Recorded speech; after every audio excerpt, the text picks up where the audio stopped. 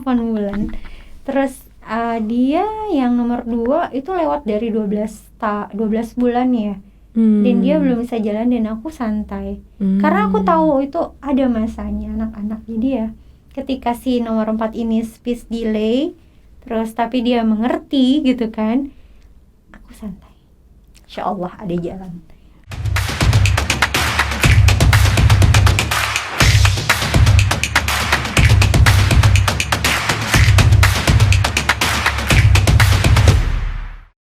Halo, selamat datang di podcast Halo Bunda, spesial persembahan dari Generos sebagai teman Bunda mendampingi tumbuh kembang si kecil. Kalau kemarin pembahasan podcastnya itu agak serius, mulai dari tumbuh kembang anak, kekhawatiran Bunda supaya anaknya ini gak terlambat tumbuh kembangnya, bahkan sampai pembahasan speech delay. Tapi kalau kali ini kita mau sharing yang ringan-ringan aja bersama seorang Bunda dengan 4 orang anak, betul ya Mbak? 4 orang anak, Oke. putra dan putri. Putra dan putri, dua-dua. 31 31. Bukan kesebelasan ya? angkat. Kalau angkat 46 Mbak. Iya, 46. Lupa. Mohon maaf. Oke, dengan Mbak Zahra. Hai, halo. Oke Mbak Zahra, sekarang aktivitasnya apa aja nih? Mau dong di-spill. Iya, spill. Jadi aku sekarang aktivitasnya kerja sama seperti Agni sih dunianya. Kayak gini-gini gitu ya, media nge-branding gitu. Ada di Poltrek Indonesia gitu. Memang lebih ke banyak politik sih, tapi lagi libur. Skip dulu, soalnya ini udah bahas seputar bunda dan anak. Oh iya, ya. oke, aku lupa. Jangan sampai aku masukin ke politik gitu, bahas anak-anak. Aduh, gawat. Iya, gimana? Mbak Agni sendiri apa kabar? Alhamdulillah. Alhamdulillah ya. Kamu pasti ada di sini tambah pinter. Amin. Udah siap gitu loh, menyongsong. Kehidupan di masa depan. dari speech delay sampai apa tadi tuh? Tumbuh kembang anak aja sih Mbak, jangan jauh-jauh lah. Tumbuh kembang anak. Keren, Ya kan mempersiapkan diri menjadi ibu yang baik. Jadi ibu yang baik, betul. Gimana nih? Nah, Mbak Zahra ini kan istilah gaulnya tuh kalau sekarang working mom ya. Nah, selain menjadi working mom nih, selain bekerja, pastikan juga memperhatikan anak. Jelas. Gimana sih bagi waktu Mbak Zahra dengan pekerjaan dan anak-anak? Bagi waktu itu sebenarnya aku termasuk orang yang lumayan tidak ngoyo ya. Bukan tidak ngoyo, apa sih? Disiplin. Oke. Tapi tidak terlalu kaku gitu loh. Kalau waktunya tidak bisa dipaksakan untuk melakukan suatu kegiatan, ya udah skip aja. Gitu loh. Selain memfleksibelkan waktu yang Mbak Zahra punya gitu kan. Ini kan dengan 4 orang anak nih ya, pasti perhatiannya harus dibagi ke banyak orang, maksudnya 4 orang anak gitu. Nah, cara bagi satu-satunya itu gimana sih Kak? Apakah ada jadwal per hari? Per hari, Bo. Memang kelihatannya ini ya, kalau misalnya kita tidak masuk ke dalamnya itu kayak ngelihatnya kayak gitu kayaknya sih kebanyakan. Cuman kalau misalnya kita udah ada di dalam dan terlibat, kayaknya ya itu tadi, jadi santai aja begitu. Memang semua harus diperhatikan gitu ya, harus. Tidak boleh seorang anak itu merasa terabaikan, apalagi oleh orang tua. Itu sangat penting bagi tumbuh kembangnya mereka ya, mengisi memori mereka dengan hal-hal yang positif kayak gitu. Sebagai ibu gitu ya, memang banyak hal yang seharusnya sebelum menikah atau setelah menikah pun sebelum punya anak dan setelah punya anak pun itu tidak boleh lepas dengan ilmu, gitu kan. Ilmu untuk menjadi seorang orang tua, dan tidak pernah merasa aku telat nih buat belajar gimana caranya untuk memperhatikan anak. Meskipun seharusnya sudah kita pelajari jauh-jauh sebelumnya, seperti yang Mbak Agni lakukan ini, dia kan dapat bonus banyak banget kan. Tapi tidak ada kata telat gitu ya, meskipun kita anaknya udah ya 4 tahun, 8 tahun, 13 tahun, just go ahead, maksudnya terus aja gitu, terus maju, terus belajar. Karena jadwal orang kan beda-beda ya, jadwal kita untuk mencapai kesadaran gimana sih cara jadi ibu yang bisa memperhatikan anak itu kan, saya kira itu memang berbeda jadwalnya masing-masing ibu. Ada yang cepat, ada yang lambat gitu kan, tapi itu nggak masalah asal kita tetap berusaha gitu. Karena aku nggak bisa ngasih tips memperhatikan anak, pasang CCTV di seluruh sudut rumah ketika Anda sedang ngetik di kantor. Nggak bisa juga kan, beda-beda kan tiap orang. Betul. Tipsnya, caranya itu harus disesuaikan dengan kondisi anak. Ada anak yang nggak mau juga di anak-anak remaja gitu kan, mereka juga kan sudah sadar kan privacy gitu kan. Jadi gimana caranya kita bisa menjadi seorang sahabatnya dia gitu, karena kan memang kebetulan saya juga sudah memiliki anak remaja gitu kan, usia 12 tahun. Dia saya perhatikan memang lebih banyak ingin memiliki wilayah pribadi dibandingkan dengan adik-adiknya yang lebih ingin diasistensi, kayak gitu kan, berbeda tuh tiap anak. Jadi saya ngikutin polanya anak, dan kita tidak bisa meminta anak untuk ngikutin polanya kita. Kita masuk ke dunia mereka yang ada, kayak gitu caranya sih secara generalnya. Jadi Bunda nggak apa-apa kalau misalnya Bunda memilih menjadi working mom, asalkan tetap berusaha ya Mbak. Tetap berusaha, tetap belajar, tetap berjalan gitu untuk bagaimana kita bergandengan dengan anak-anak kita. Jangan menyerah gitu nih. Karena kan terkadang suka ada ya Bunda yang memang bekerja tapi terus merasa bersalah gitu selama bekerja. Feeling guilty. Iya, itu gimana sih Mbak? Apakah Mbak pernah merasakannya gitu ya? Atau ya nanggepinnya gini lah gitu. Gimana sih sebenarnya? Merasa bersalah itu mungkin saya agak lupa ya pernah atau enggaknya. Tapi memang ketika anak-anak sedang sakit gitu ya, anak-anak sedang butuh perhatian yang lebih gitu, itu memang terbawa rasa cemas sih. Ada rasa cemas, dan itu sangat wajar bagi kita seorang ibu perempuan yang memang punya anugerah perasaan gitu, perasaan yang halus begitu kan, perasaan kasih sayang dan sebagainya. Itu tentu ada, itu sangat manusiawi. Kalau nggak ada, itu namanya kita sudah dicabut kasih sayangnya. Itu nauzubillah min dzalik. Nah, perasaan bersalah seperti itu,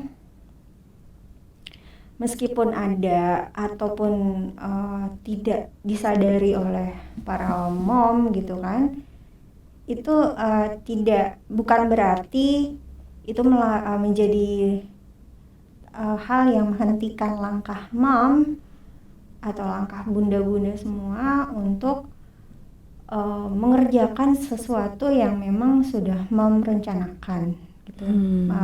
Dalam arti di sini mom sudah merencanakan matang bagaimana mom bekerja dengan mengasuh dan mendidik anak, mom juga sudah punya tujuan gitu kan, sudah punya goals yang jelas, dan moms tahu, bunda-bunda itu tahu apa yang harus bunda lakukan untuk menuju ke sana, go ahead.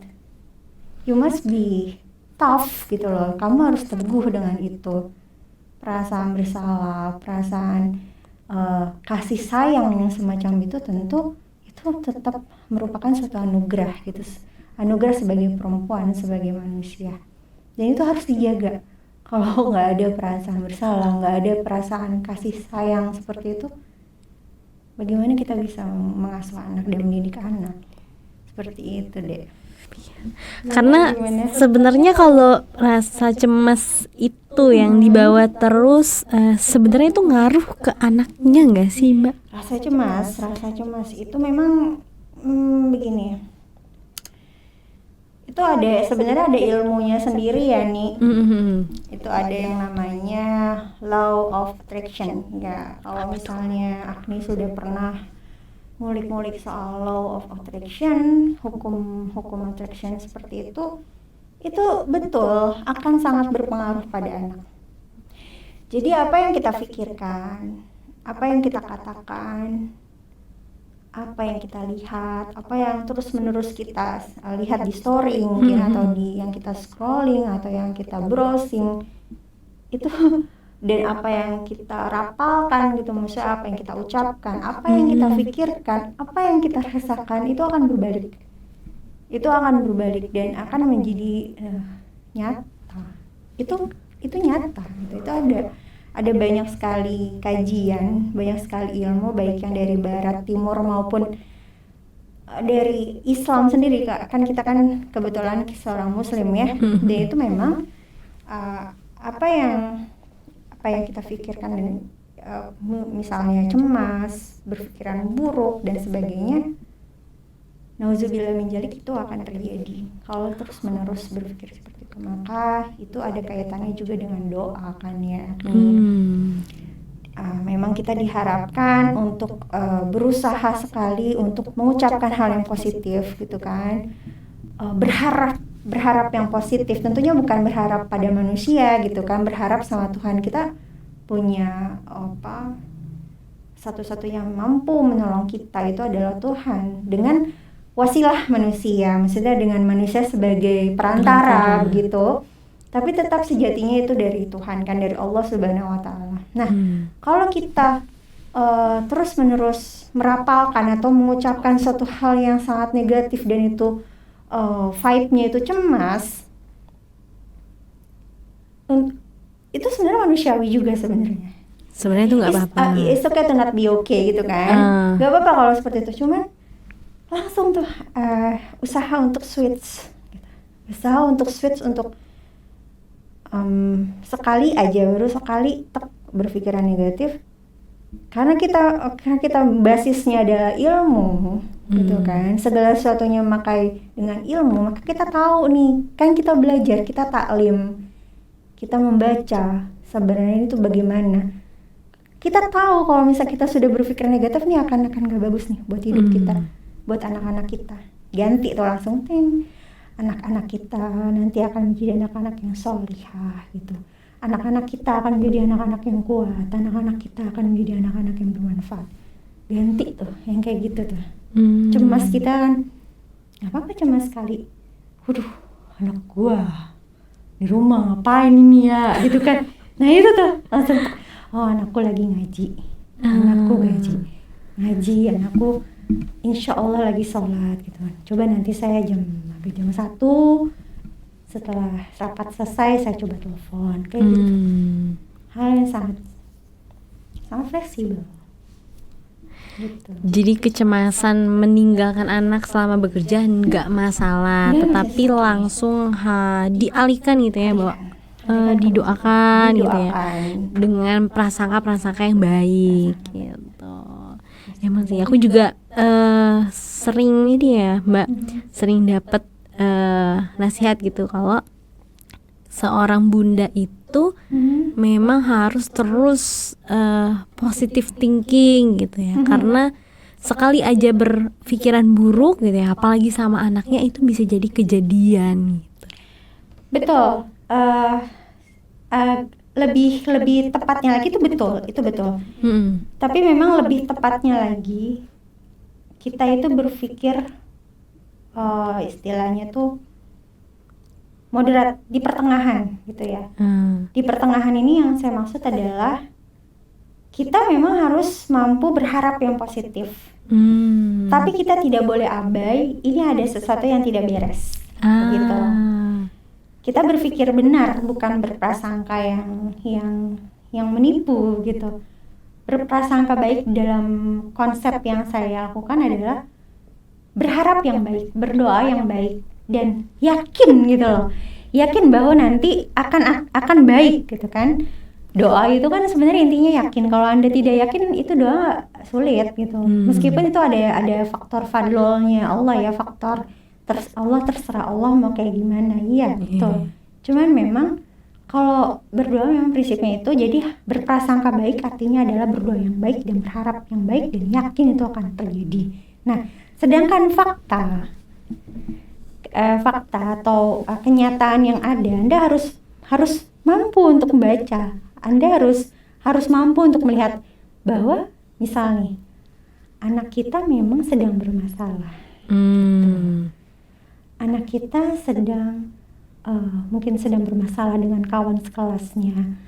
Mungkin dia sedang tidak percaya diri untuk melanjutkan pelajaran matematika misalnya gitu.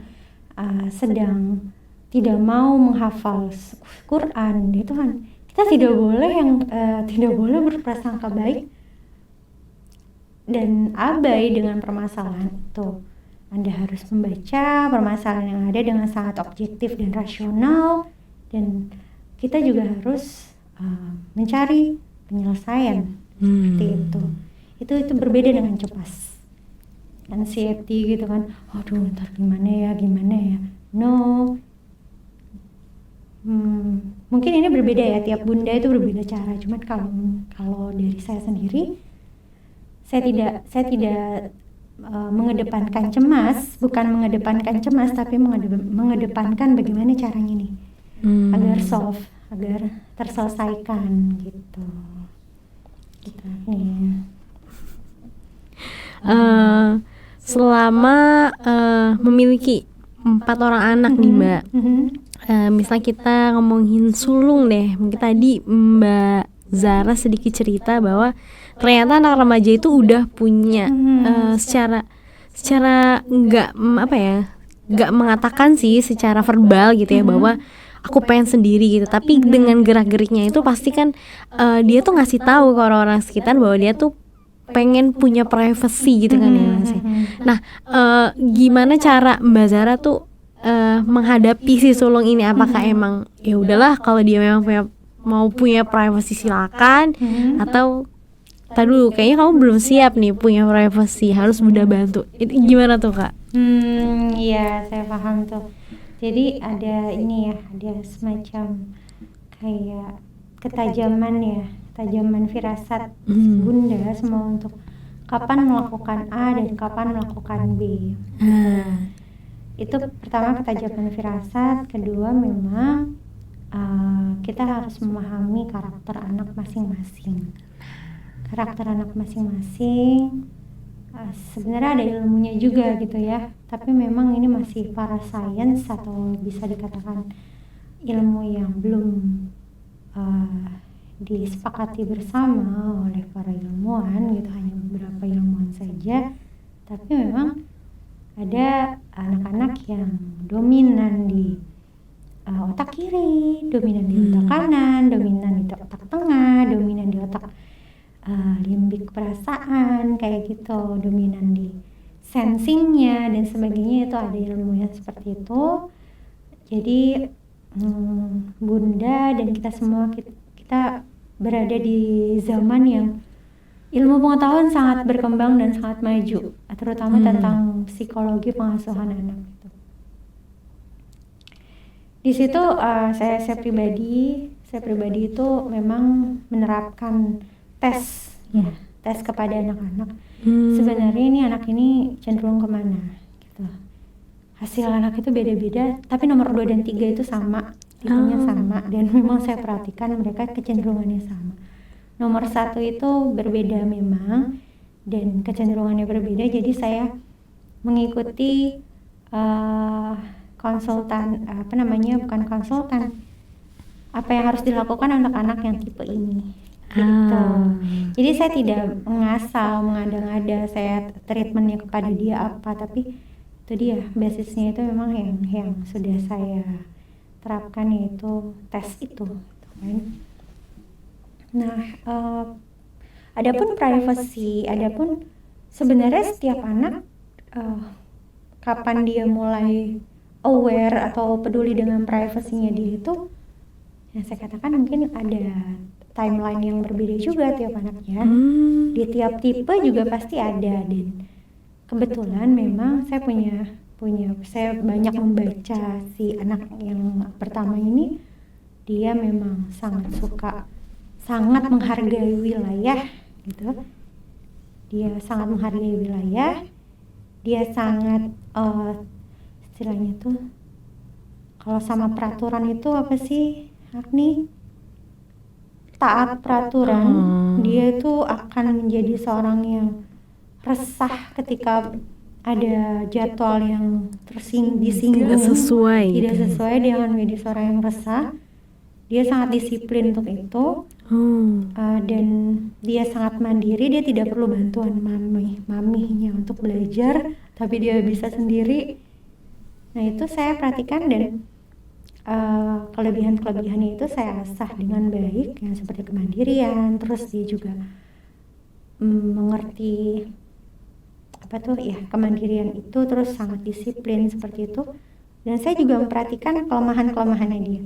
Kelemahannya dia adalah menunda dalam arti kayak, karena dia terlalu banyak berpikir gitu kan.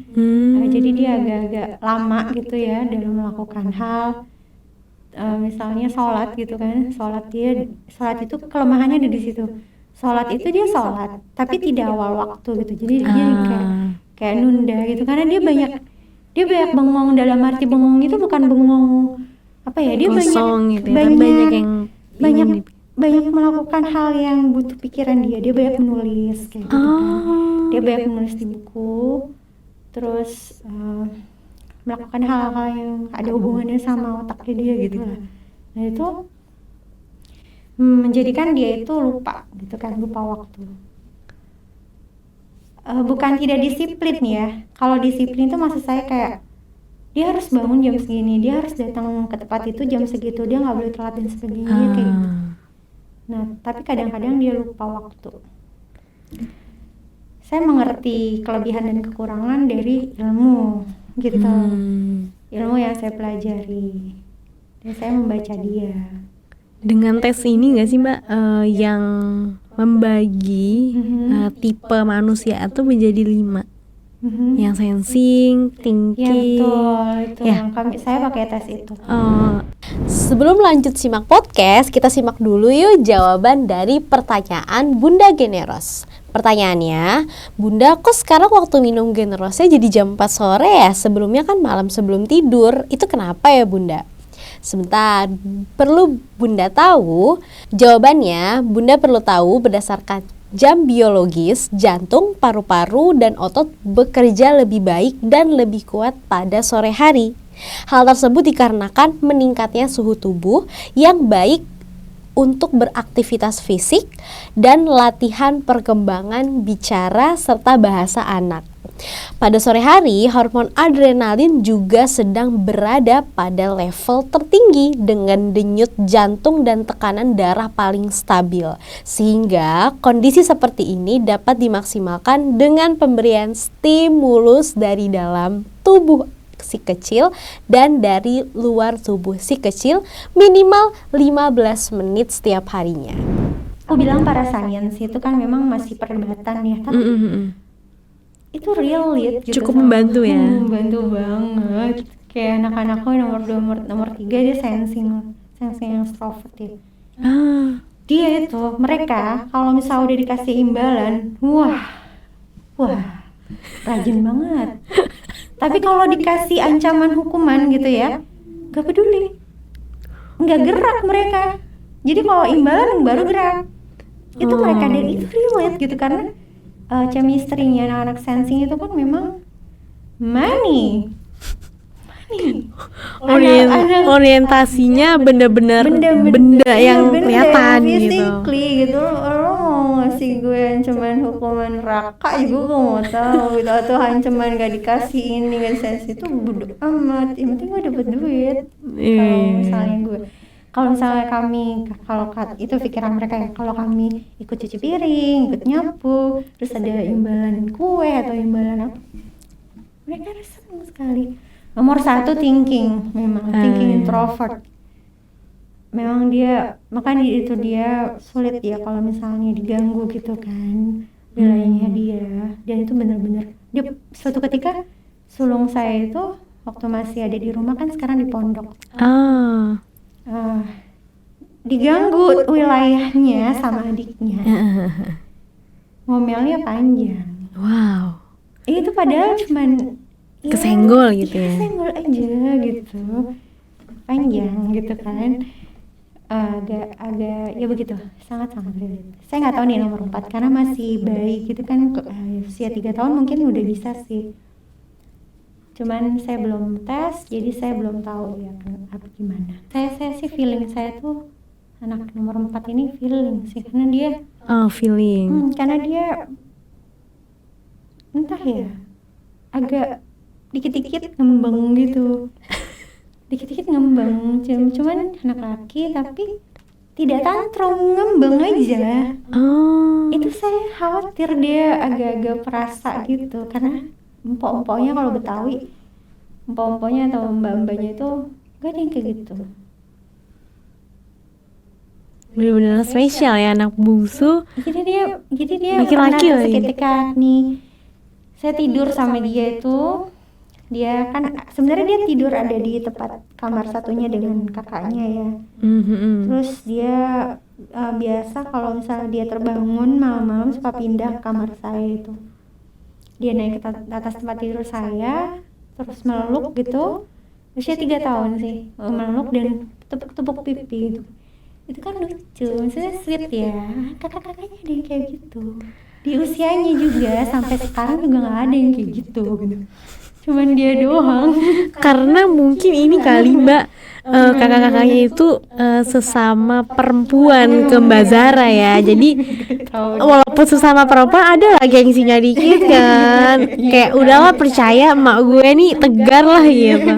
Kita doa dari belakang aja. Tapi kalau laki-laki mana bungsu pula, kasih sayangnya itu kan pasti lebih besar gak sih? Iya jelas, sih. Jadi aku tidak berbohong pada diri sendiri. Aku punya kecenderungan sama si bungsu yang laki-laki. Karena dia, saya nggak tahu ya,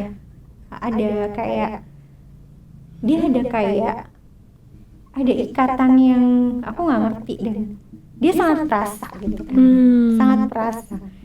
Kalau saya kan agak-agak gimana gitu ya, agak-agak kayak nomor 1 sih sebenarnya, jadi agak pakai rasio gitu. Nah dia, aku nggak percaya ada anak yang tiba-tiba meluk dan tiba-tiba tuk pipi sambil senyum, itu aku nggak percaya. Seorang laki-laki gitu kan, gitu sih. Langsung auto meleleh gak sih gitu ya? Auto meleleh, sweet banget, sweet. Mungkin itu salah satu momen yang lucu ya gitu ya. Tapi ada nggak sih Mbak yang momen dimana setiap anak nih ya, ke setiap anak kayak kekhawatiran anak gue telat nggak sih gitu, daripada yang lain gitu ya. My bungsu is so late, yang anak nomor 4 ini late. Dia speech delay, kalau saya katakan speech delay. Dia punya sepupu ya, nama anak aku Said. Dia punya sepupu namanya Mirza, dan hari ini ulang tahun. Tanggal berapa sekarang? 19, dan dia sangat tahu ketaif gitu sama emaknya, adikku yang perempuan. Dan itu funny, dan si anak Said ini dia bisa bicara dikit-dikit, dan dia mampu berkomunikasi dengan baik dengan saya. Dia paham perintah, dia juga bisa memerintah, dia juga bisa meminta, kayak minta handphone gitu. Mohon maaf ya, kalian jangan membuli saya dengan kok handphone dikasih ke anak sih. No. Tolong itu di temanya lain lagi deh. Intinya gini, dia bilang handphone ait Anna handphone ait tuh, itu udah berpola tuh, handphone ait Anna handphone ait gitu terus berulang tuh sampai itu handphone di tangannya dia gitu. Terus habis tangannya dia aci gitu kan. Aku tahu itu sangat telat gitu karena di usia 3 tahun seharusnya dia lancar berbicara. Udah banyak berceloteh ya. Celotehnya banyak dan tidak terdengar cadel. Tapi sebagai mom gitu, saya tahu penyebabnya apa. Saya tahu salah satunya itu dot. Jadi sebenarnya mom, itu kesalahan saya. Kalau dibanding sama kakak-kakaknya itu, kakak-kakaknya memang tidak ada yang pakai dot. Jadi mereka lancar tuh ngomongnya. Dan si baby Said ini memang dia minum susu formula dari usia 2 tahun. Kan 2 tahun selesai. Kakak-kakaknya itu tidak seberuntung dia sebenarnya. Tidak seberuntung. Maksudnya minum susunya itu susu yang biasa aja, kayak susu ultra kayak gitu, pakai sedotan. Kalau kakak-kakaknya kayak gitu. Nah, si Said ini pakai dot gitu kan minumnya, susu formula lanjutannya setelah 2 tahun. Dan itu berpengaruh bagi lidahnya.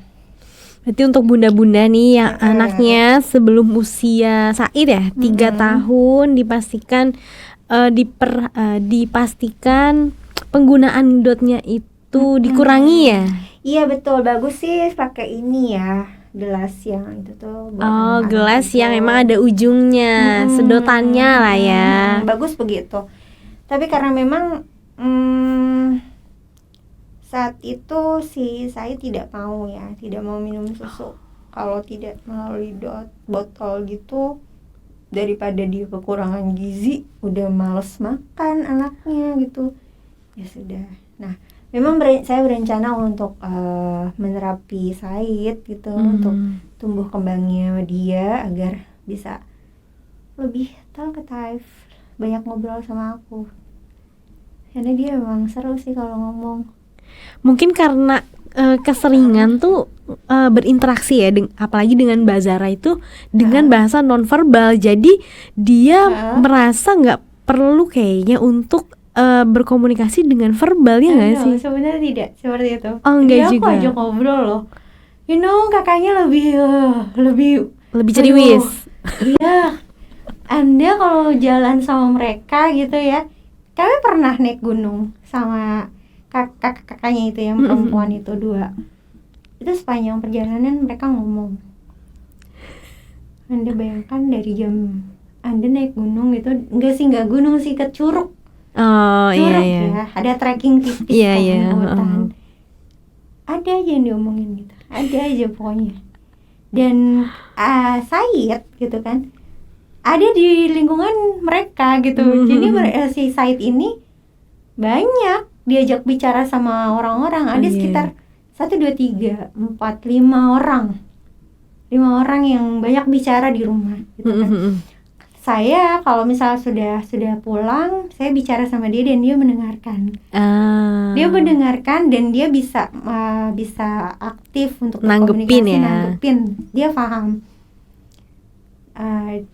Dia hanya saja memang dia lebih banyak diam.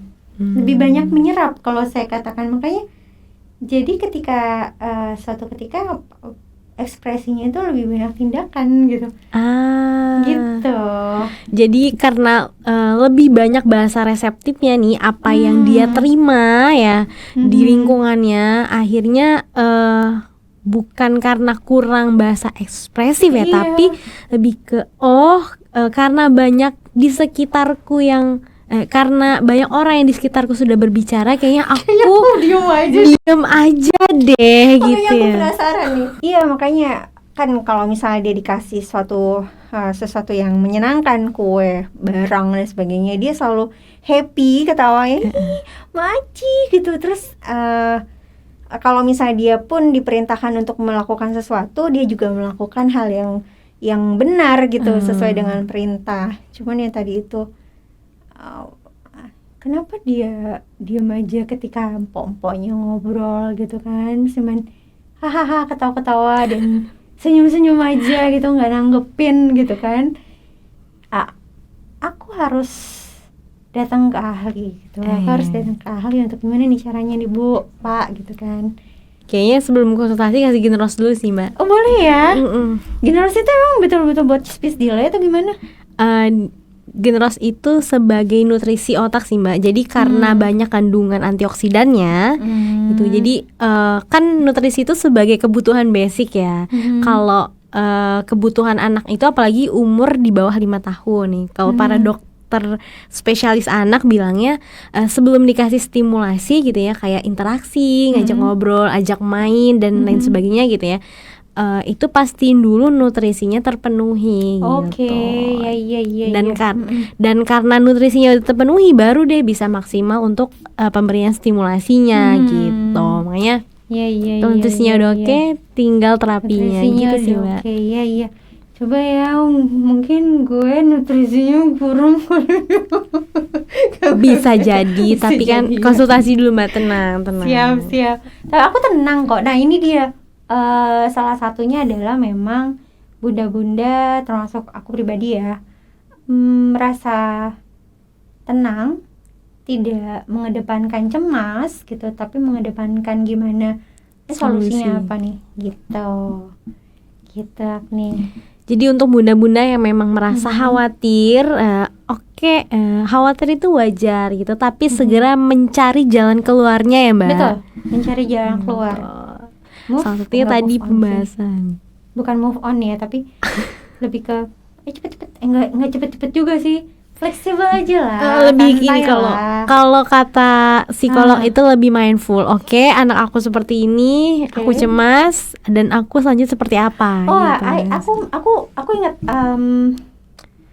anak aku yang nomor 2 ya kalau nggak salah, itu jalannya lama. Nggak secepat kakaknya dan adiknya gitu. Kakaknya itu usia 8 bulan, dia sudah jalan. Wow.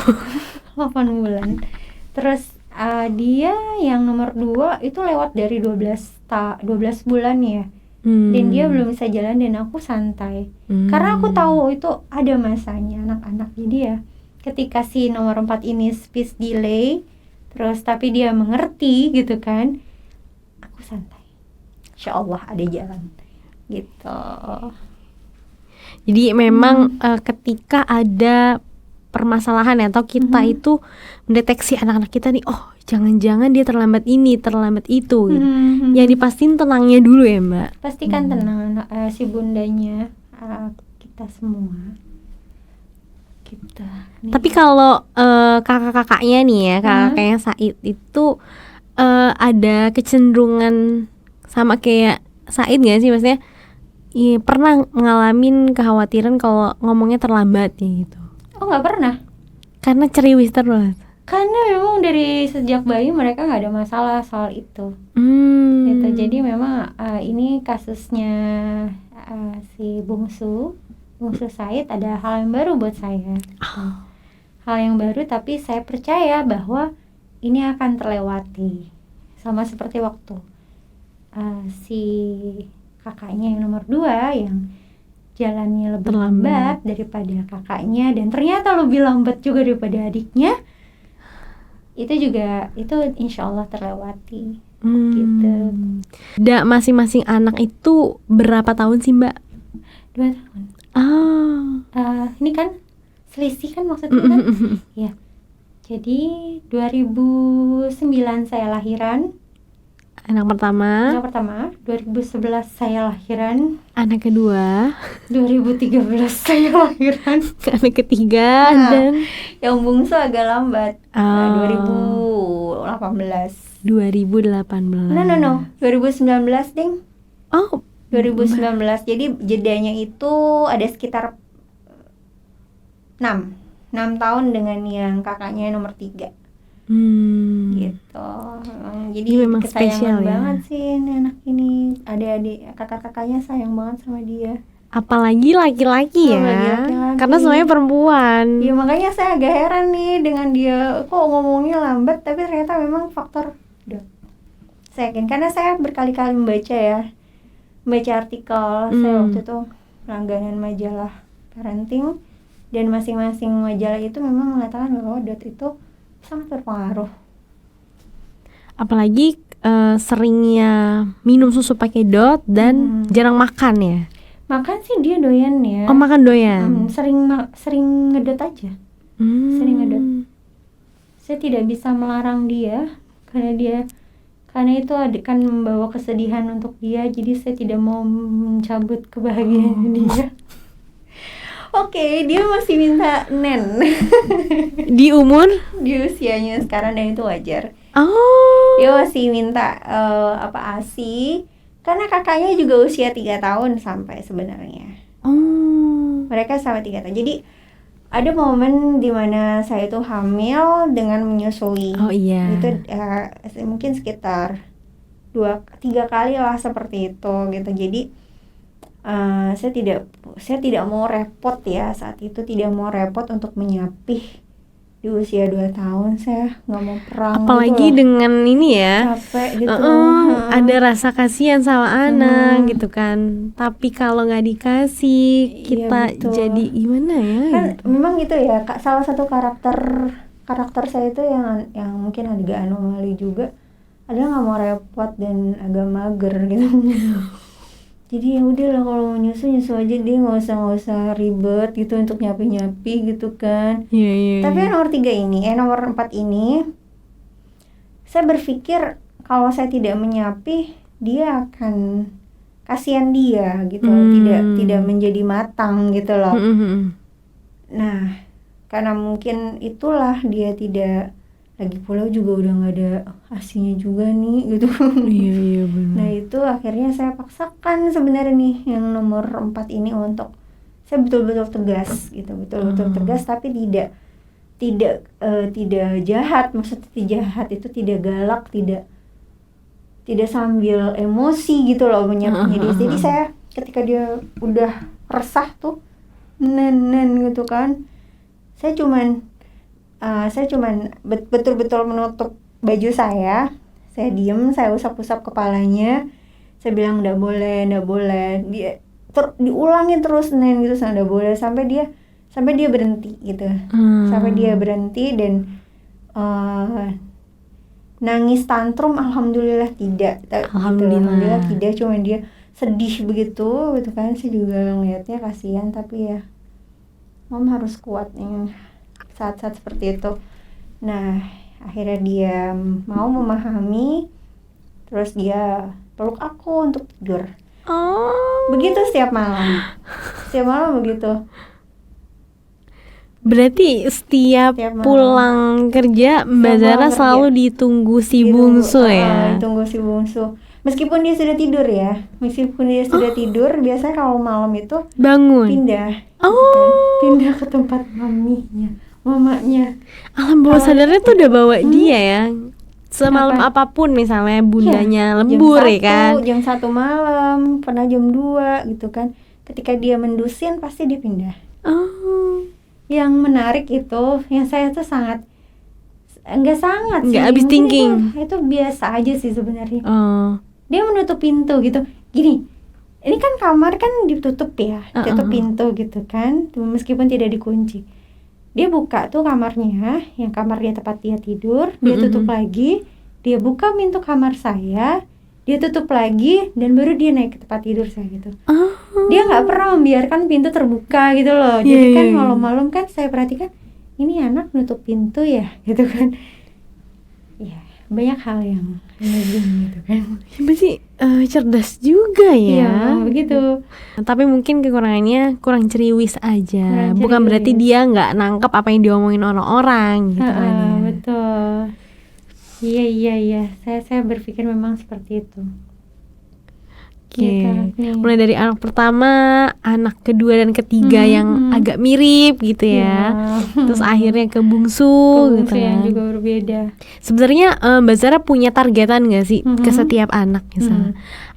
Mungkin dengan bertemunya Mbak Zara yang terbatas gitu kan dengan anak-anak, ada gak sih targetan anak aku hari ini harus kayak gini, yang sulung, yang tengah harus kayak gini, yang bungsu harus kayak gini. Minggu ini kalau kelewat harus dipaksa di minggu depannya. Pernah ada gak sih targetan gitu Mbak? Targetan itu ada, tapi saya kebetulan memang tidak membuatnya secara daily. Oh. Karena memang itu kan ada rencana ya, kalau dalam pendidikan sebagai guru terutama itu kan ada yang namanya satuan kegiatan belajar, kan? Satuan kegiatan belajarnya bulanan, lalu diturunkan jadi mingguan, dan mingguan itu diturunkan jadi daily. Harian. Itu pasti begitu. Nah, karena saya ribet dan prinsipnya tidak mau ribet, oke, jadi tidak ditargetkan per hari. Betul. Jadi saya general aja gitu kan. General dalam arti biasanya saya itu mengatur itu sebulanan nih. Gitu, sebulanan itu juga tidak fokus ke anak saja, ada banyak hal yang diatur gitu dalam waktu sebulan. Misal apa yang harus dibersihkan di rumah gitu kan. Saya juga mengatur asisten di rumah itu apa yang harus diprioritaskan untuk dimasak, nah kayak gitu. Termasuk untuk pendidikan anak ya, pendidikan anak dan pencapaian anak. Tapi memang yang saya lakukan selama ini untuk daily gitu ya, untuk daily itu lebih ke doa nih, gitu. Masya Allah. Itu yang daily gitu kan, daily. Jadi ada satu harapan terbesar saya kepada mereka gitu ya. Mereka tidak berpindah iman.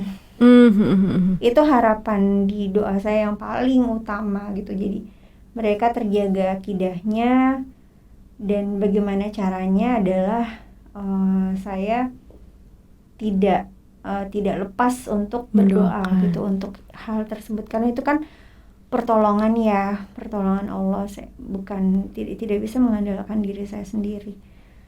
Dan setelah itu yang pertama. Yang kedua, bagaimana caranya anak-anak itu setiap hari tidak lepas sholat.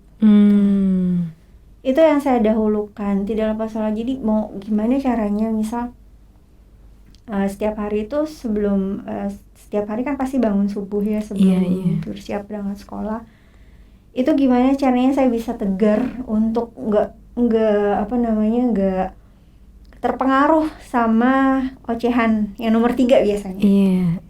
Nomor 3 itu protes. Aku kan masih ngantuk gitu kan. Terus emangnya kamu Sabtu Minggu itu nggak sholat? Tapi kalau Sabtu Minggu kan aku bisa tidur lagi gitu kan.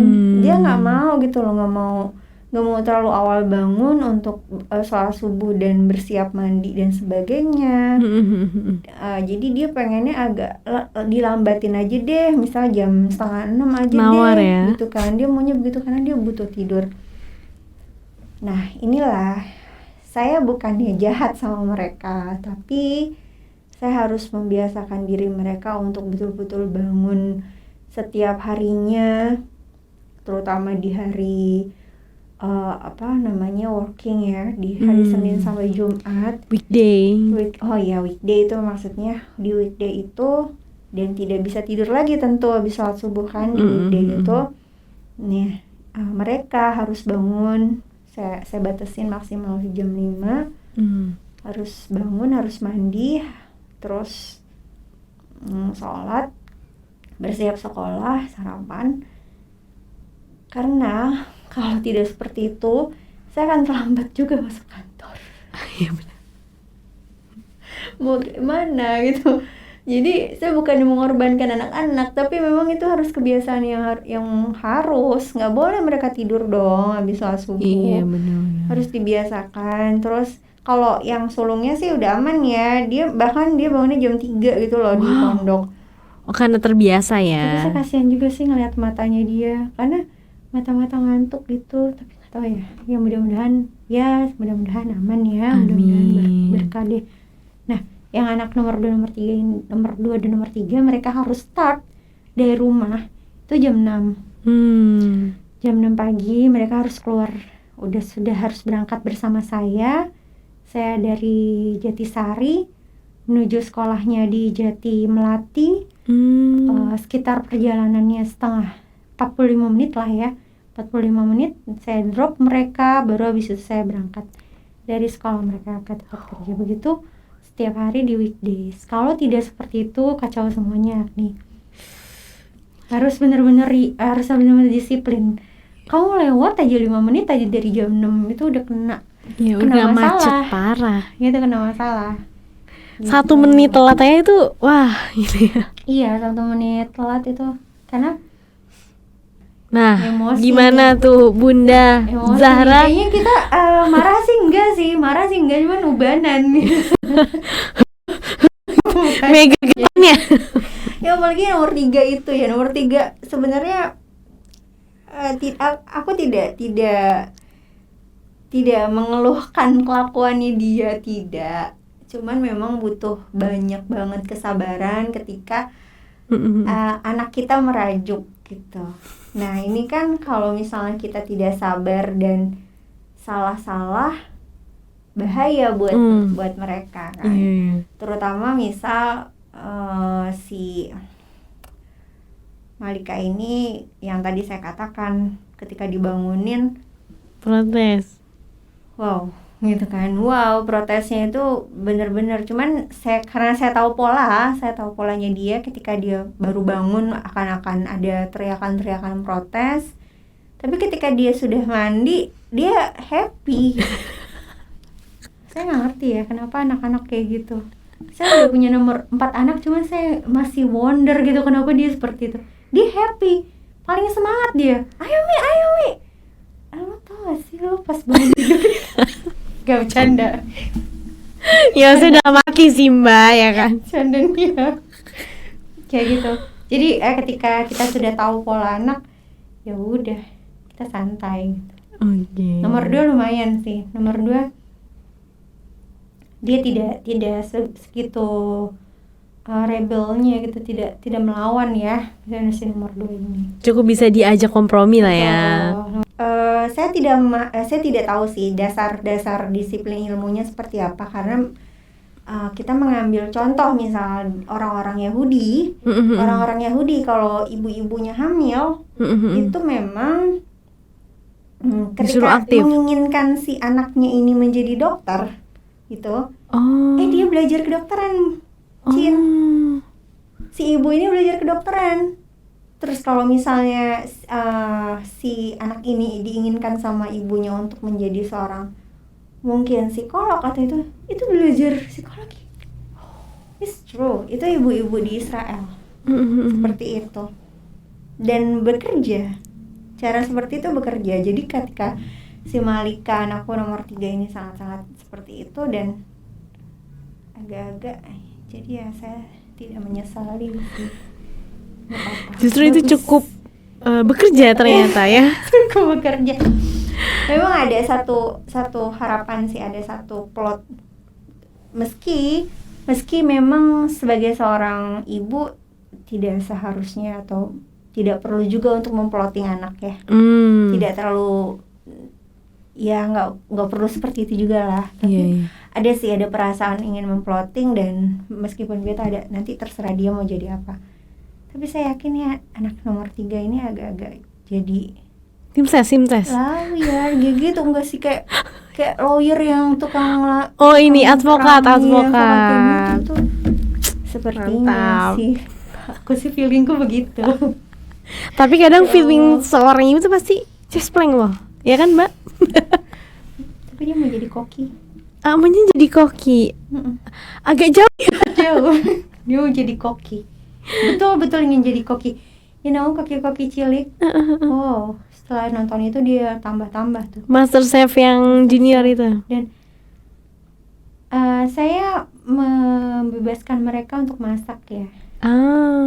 Usianya kelas 3, yang sekarang kelas 3, kelas 5, dan lumayan masakannya. Kayak roti bakar yang pakai kompor, pakai penggorengan biasa. Bikin mie, mereka bisa sendiri. Kadang-kadang saya minta dibikinin. Punya ini ya, jadi punya chef pribadi. Iya, gitu, dan mereka sayang gitu, mereka suka gitu loh bikin makanan buat mie-nya gitu. Kadang juga kan kami itu kalau misalnya ada waktu luang dan saya ada dalam kondisi yang fit gitu, itu kami masak besar, maksudnya masak besar itu kayak bikin kue, bikin makanan. Kebetulan saya dari Palembang kan, dari Palembang, ayah aja yang dari Palembang. Saya dan anak-anak bikin pempek kayak gitu, mereka suka banget. Bikin kue, kadang waktu Lebaran itu saya juga kan kebetulan bisa bikin kue-kue kering gitu. Mereka senang banget, happy. Berarti emang suka mengeksplor diri di dapur ya. Mereka, untuk anak kedua dan ketiga. Nomor 1 enggak? Nomor 1 kayaknya sukanya bertapa ya. Bertapa, bener. Bertapa baca buku, nulis. Aku sih senang liatnya. Itu nggak apa-apa. Cuman kadang-kadang agak kasihan juga sih. Kamu nggak mau melakukan hal yang menarik, hal yang menyenangkan gitu ya buat kita menyenangkan gitu. Begini dia tuh baca. Nulis. Enggak deh. Kemarin dia suka excited banget waktu ke gunung. Dia suka banget. Tapi kalau suruh ke dapur, kayaknya dia lebih mirip ibunya deh. Nggak mau ribet banget gitu. Masak tuh kan agak ribet. Bukan aku yang ngomong ya, tapi membawa acaranya namanya Agnia. Sorry ya netizen. Iya kan, megang pisau, megang penggorengan ya kan. Kalau baca buku oke, cuma satu benda gitu kan. Kalau mungkin gitu ya.